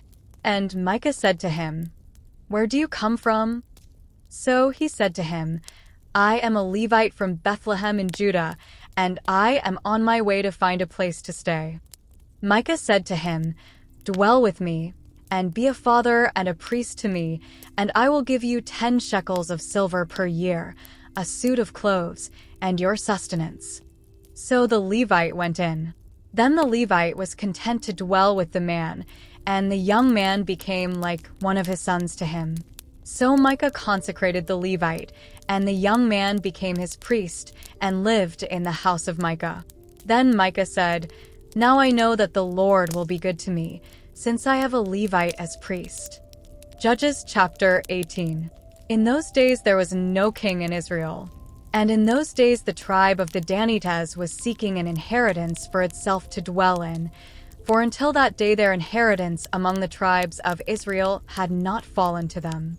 So the children of Dan sent 5 men of their family from their territory, men of valor from Zorah and Eshtaol, to spy out the land and search it. They said to them, "Go, search the land." So they went to the mountains of Ephraim, to the house of Micah, and lodged there. While they were at the house of Micah, they recognized the voice of the young Levite. They turned aside and said to him, "Who brought you here? What are you doing in this place? What do you have here?" He said to them, "Thus and so Micah did for me. He has hired me, and I have become his priest." So they said to him, "Please inquire of God, that we may know whether the journey on which we go will be prosperous." And the priest said to them, "Go in peace. The presence of the Lord be with you on your way." So the 5 men departed and went to Laish. They saw the people who were there, how they dwelt safely, in the manner of the Sidonians, quiet and secure. There were no rulers in the land who might put them to shame for anything. They were far from the Sidonians, and they had no ties with anyone. Then the spies came back to their brethren at Zorah and Eshtaol, and their brethren said to them, "What is your report?" So they said, "Arise, let us go up against them. For we have seen the land, and indeed it is very good. Would you do nothing? Do not hesitate to go, and enter to possess the land. When you go, you will come to a secure people and a large land. For God has given it into your hands, a place where there is no lack of anything that is on the earth." And 600 men of the family of the Danites went from there, from Zorah and Eshtaol, armed with weapons of war. Then they went up and encamped in Kirjath-jearim in Judah. Therefore they call that place Mahana Dan to this day. There it is, west of Kirjath-jearim. And they passed from there to the mountains of Ephraim, and came to the house of Micah. Then the 5 men who had gone to spy out the country of Laish answered, and said to their brethren, "Do you know that there are in these houses an ephod, household idols, a carved image, and a molded image? Now therefore, consider what you should do." So they turned aside there, and came to the house of the young Levite man, to the house of Micah, and greeted him. The 600 men armed with their weapons of war, who were of the children of Dan, stood by the entrance of the gate. Then the 5 men who had gone to spy out the land went up. Entering there, they took the carved image, the ephod, the household idols, and the molded image. The priest stood at the entrance of the gate with the 600 men who were armed with weapons of war. When these went into Micah's house and took the carved image, the ephod, the household idols, and the molded image, the priest said to them, "What are you doing?" And they said to him, "Be quiet, put your hand over your mouth, and come with us. Be a father and a priest to us. Is it better for you to be a priest to the household of one man, or that you be a priest to a tribe and a family in Israel?" So the priest's heart was glad, and he took the ephod, the the household idols, and the carved image, and took his place among the people. Then they turned and departed, and put the little ones, the livestock, and the goods in front of them. When they were a good way from the house of Micah, the men who were in the houses near Micah's house gathered together and overtook the children of Dan. And they called out to the children of Dan. So they turned around and said to Micah, "What ails you, that you have gathered such a company?" So he said, "You have taken away my gods which I made, and the priest, and you have gone away. Now what more do I have? How can you say to me, 'What ails you?'" And the children of Dan said to him, "Do not let your voice be heard among us, lest angry men fall upon you, and you lose your life, with the lives of your household." Then the children of Dan went their way. And when Micah saw that they were too strong for him, he turned and went back to his house. So they took the things Micah had made, and the priest who had belonged to him, and went to Laish, to a people quiet and secure, and they struck them with the edge of the sword and burned the city with fire. There was no deliverer, because it was far from Sidon, and they had no ties with anyone. It was in the valley that belongs to Beth Rehob. So they rebuilt the city and dwelt there. And they called the name of the city Dan, after the name of Dan their father, who was born to Israel. However, the name of the city formerly was Laish. Then the children of Dan set up for themselves the carved image, and Jonathan the son of Gershom, the son of Manasseh, and his sons were priests to the tribe of Dan until the day of the captivity of the land. So they set up for themselves Micah's carved image which he made, all the time that the house of God was in Shiloh. Judges chapter 19. And it came to pass in those days, when there was no king in Israel, that there was a certain Levite staying in the remote mountains of Ephraim. He took for himself a concubine from Bethlehem in Judah. But his concubine played the harlot against him, and went away from him to her father's house at Bethlehem in Judah, and was there 4 whole months. Then her husband arose and went after her, to speak kindly to her and bring her back, having his servant and a couple of donkeys with him. So she brought him into her father's house, and when the father of the young woman saw him, he was glad to meet him. Now his father-in-law, the young woman's father, detained him, and he stayed with him 3 days. So they ate and drank and lodged there. Then it came to pass on the 4th day that they arose early in the morning, and he stood to depart. But the young woman's father said to his son-in-law, "Refresh your heart with a morsel of bread, and afterward go your way." So they sat down, and the 2 of them ate and drank together. Then the young woman's father said to the man, "Please be content to stay all night, and let your heart be merry." And when the man stood to depart, his father-in-law urged him, so he lodged there again. Then he arose early in the morning on the 5th day to depart, but the young woman's father said, "Please refresh your heart." So they delayed until afternoon, and both of them ate. And when the man stood to depart, he and his concubine and his servant, his father-in-law, the young woman's father, said to him, "Look, the day is now drawing toward evening. Please spend the night. See, the day is coming to an end. Lodge here, that your heart may be merry. Tomorrow go your way early, so that you may get home." However, the man was not willing to spend that night, so he rose and departed, and came opposite Jebus, that is, Jerusalem. With him were the 2 saddled donkeys. His concubine was also with him. They were near Jebus, and the day was far spent. And the servant said to his master, "Come, please, and let us turn aside into this city of the Jebusites and lodge in it." But his master said to him, "We will not turn aside here into a city of foreigners, who are not of the children of Israel. We will go on to Gibeah."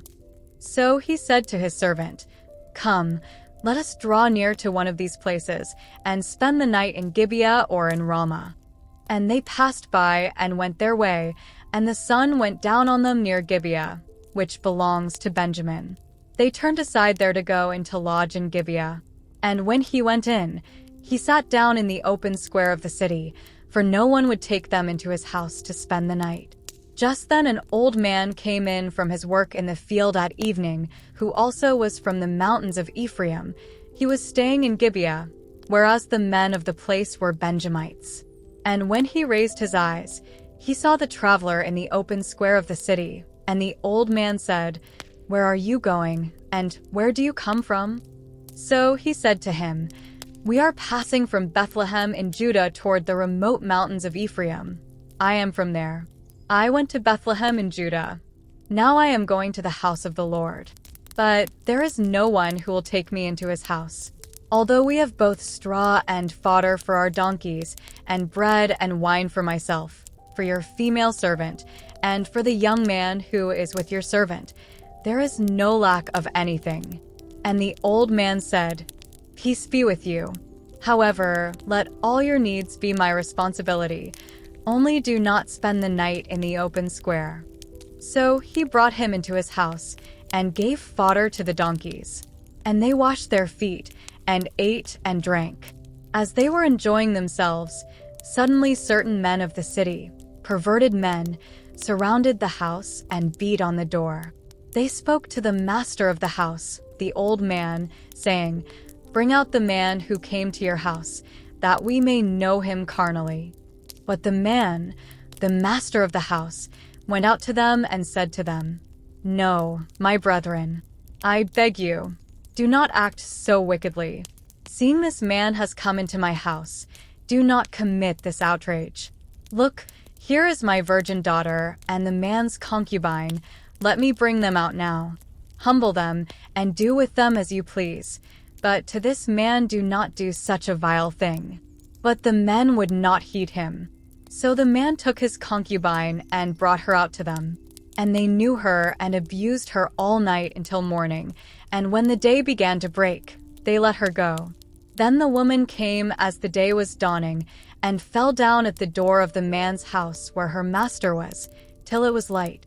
When her master arose in the morning and opened the doors of the house and went out to go his way, there was his concubine, fallen at the door of the house with her hands on the threshold.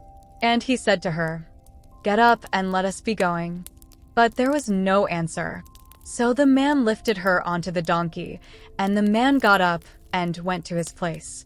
When he entered his house, he took a knife, laid hold of his concubine, and divided her into 12 pieces, limb by limb, and sent her throughout all the territory of Israel. And so it was that all who saw it said, "No such deed has been done or seen from the day that the children of Israel came up from the land of Egypt until this day. Consider it, confer, and speak up." Judges chapter 20. So all the children of Israel came out, from Dan to Beersheba, as well as from the land of Gilead, and the congregation gathered together as one man before the Lord at Mizpah. And the leaders of all the people, all the tribes of Israel, presented themselves in the assembly of the people of God for 100,000 foot soldiers who drew the sword. Now the children of Benjamin heard that the children of Israel had gone up to Mizpah. Then the children of Israel said, "Tell us, how did this wicked deed happen?" So the Levite, the husband of the woman who was murdered, answered and said, "My concubine and I went into Gibeah, which belongs to Benjamin, to spend the night. And the men of Gibeah rose against me and surrounded the house at night because of me. They intended to kill me, but instead they ravished my concubine so that she died. So I took hold of my concubine, cut her in pieces, and sent her throughout all the territory of the inheritance of Israel, because they committed lewdness and outrage in Israel. Look, all of you are children of Israel. Give your advice and counsel here and now."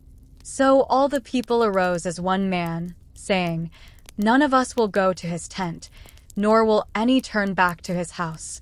But now this is the thing which we will do to Gibeah. We will go up against it by lot. We will take 10 men out of every 100 throughout all the tribes of Israel, 100 out of every 1,000, and 1,000 out of every 10,000, to make provisions for the people, that when they come to Gibeah and Benjamin, they may repay all the vileness that they have done in Israel. So all the men of Israel were gathered against the city, united together as one man. Then the tribes of Israel sent men through all the tribe of Benjamin, saying, "What is this wickedness that has occurred among you? Now therefore, deliver up the men, the perverted men who are in Gibeah, that we may put them to death and remove the evil from Israel." But the children of Benjamin would not listen to the voice of their brethren, the children of Israel. Instead, the children of Benjamin gathered together from their cities to Gibeah to go to battle against the children of Israel. And from their cities at that time the children of Benjamin numbered 26,000 men who drew the sword, besides the inhabitants of Gibeah, who numbered 700 select men. Among all this people were 700 select men who were left-handed. Everyone could sling a stone at a hair's breadth and not miss. Now besides Benjamin, the men of Israel numbered 400,000 men who drew the sword. All of these were men of war. Then the children of Israel arose and went up to the house of God to inquire of God. They said, "Which of us shall go up first to battle against the children of Benjamin?" The Lord said, "Judah first." So the children of Israel rose in the morning and encamped against Gibeah. And the men of Israel went out to battle against Benjamin, and the men of Israel put themselves in battle array to fight against them at Gibeah. Then the children of Benjamin came out of Gibeah, and on that day cut down to the ground 22,000 men of the Israelites. And the people, that is, the men of Israel, encouraged themselves and again formed the battle line at the place where they had put themselves in array on the first day. Then the children of Israel went up and wept before the Lord until evening, and asked counsel of the Lord, saying, "Shall I again draw near for battle against the children of my brother Benjamin?" And the Lord said, "Go up against him." So the children of Israel approached the children of Benjamin on the second day. And Benjamin went out against them from Gibeah on the second day, and cut down to the ground 18,000 more of the children of Israel. All these drew the sword. Then all the children of Israel, that is, all the people, went up and came to the house of God and wept. They sat there before the Lord and fasted that day until evening, and they offered burnt offerings and peace offerings before the Lord. So the children of Israel inquired of the Lord. The ark of the covenant of God was there in those days. And Phinehas the son of Eleazar, the son of Aaron, stood before it in those days, saying, "Shall I yet again go out to battle against the children of my brother Benjamin, or shall I cease?" And the Lord said, "Go up, for tomorrow I will deliver them into your hand." Then Israel set men in ambush all around Gibeah. And the children of Israel went up against the children of Benjamin on the third day, and put themselves in battle array against Gibeah as at the other times. So the children of Benjamin went out against the people, and were drawn away from the city. They began to strike down and kill some of the people, as at the other times, in the highways, one of which goes up to Bethel and the other to Gibeah, and in the field, about 30 men of Israel. And the children of Benjamin said, "They are defeated before us, as at first." But the children of Israel said, "Let us flee and draw them away from the city to the highways." So all the men of Israel rose from their place and put themselves in battle array at Baal-Tamar. Then Israel's men in ambush burst forth from their position in the plain of Geba. And 10,000 select men from all Israel came against Gibeah, and the battle was fierce. But the Benjamites did not know that disaster was upon them. The Lord defeated Benjamin before Israel. And the children of Israel destroyed that day 25,100 Benjamites. All these drew the sword. So the children of Benjamin saw that they were defeated. The men of Israel had given ground to the Benjamites, because they relied on the men in ambush whom they had set against Gibeah. And the men in ambush quickly rushed upon Gibeah. The men in ambush spread out and struck the whole city with the edge of the sword. Now the appointed signal between the men of Israel and the men in ambush was that they would make a great cloud of smoke rise up from the city, whereupon the men of Israel would turn in battle. Now Benjamin had begun to strike and kill about 30 of the men of Israel. For they said, "Surely they are defeated before us, as in the first battle." But when the cloud began to rise from the city in a column of smoke, the Benjamites looked behind them, and there was the whole city going up in smoke to heaven. And when the men of Israel turned back, the men of Benjamin panicked, for they saw that disaster had come upon them. Therefore they turned their backs before the men of Israel in the direction of the wilderness. But the battle overtook them, and whoever came out of the cities they destroyed in their midst.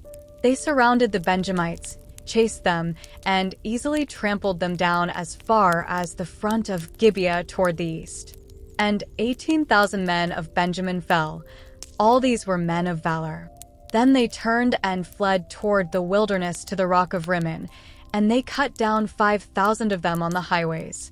Then they pursued them relentlessly up to Jittim, and killed 2,000 of them. So all who fell of Benjamin that day were 25,000 men who drew the sword. All these were men of valor. But 600 men turned and fled toward the wilderness to the rock of Rimmon, and they stayed at the rock of Rimmon for 4 months. And the men of Israel turned back against the children of Benjamin and struck them down with the edge of the sword, from every city, men and beasts, all who were found. They also set fire to all the cities they came to. Judges chapter 21. Now the men of Israel had sworn an oath at Mizpah, saying, "None of us shall give his daughter to Benjamin as a wife." Then the people came to the house of God and remained there before God till evening. They lifted up their voices and wept bitterly, and said, "O Lord God of Israel, why has this come to pass in Israel, that today there should be one tribe missing in Israel?" So it was, on the next morning, that the people rose early and built an altar there and offered burnt offerings and peace offerings. The children of Israel said, "Who is there among all the tribes of Israel who did not come up with the assembly to the Lord?" For they had made a great oath concerning anyone who had not come up to the Lord at Mizpah, saying, "He shall surely be put to death." And the children of Israel grieved for Benjamin their brother, and said, "One tribe is cut off from Israel today. What shall we do for wives for those who remain, seeing we have sworn by the Lord that we will not give them our daughters as wives?" And they said, "What one is there from the tribes of Israel who did not come up to Mizpah to the Lord?" And, in fact, no one had come to the camp from Jabesh Gilead to the assembly. For when the people were counted, indeed, not one of the inhabitants of Jabesh Gilead was there. So the congregation sent out there 12,000 of their most valiant men, and commanded them, saying, "Go and strike the inhabitants of Jabesh Gilead with the edge of the sword, including the women and children. And this is the thing that you shall do. You shall utterly destroy every male and every woman who has known a man intimately." So they found among the inhabitants of Jabesh Gilead 400 young virgins who had not known a man intimately, and they brought them to the camp at Shiloh, which is in the land of Canaan. Then the whole congregation sent word to the children of Benjamin who were at the rock of Rimmon, and announced peace to them. So Benjamin came back at that time, and they gave them the women whom they had saved alive of the women of Jabesh Gilead, and yet they had not found enough for them. And the people grieved for Benjamin, because the Lord had made a void in the tribes of Israel. Then the elders of the congregation said, "What shall we do for wives for those who remain, since the women of Benjamin have been destroyed?" And they said, "There must be an inheritance for the survivors of Benjamin, that a tribe may not be destroyed from Israel. However, we cannot give them wives from our daughters, for the children of Israel have sworn an oath, saying, 'Cursed be the one who gives a wife to Benjamin.'" Then they said, "In fact, There is a yearly feast of the Lord in Shiloh, which is north of Bethel, on the east side of the highway that goes up from Bethel to Shechem, and south of Lebonah.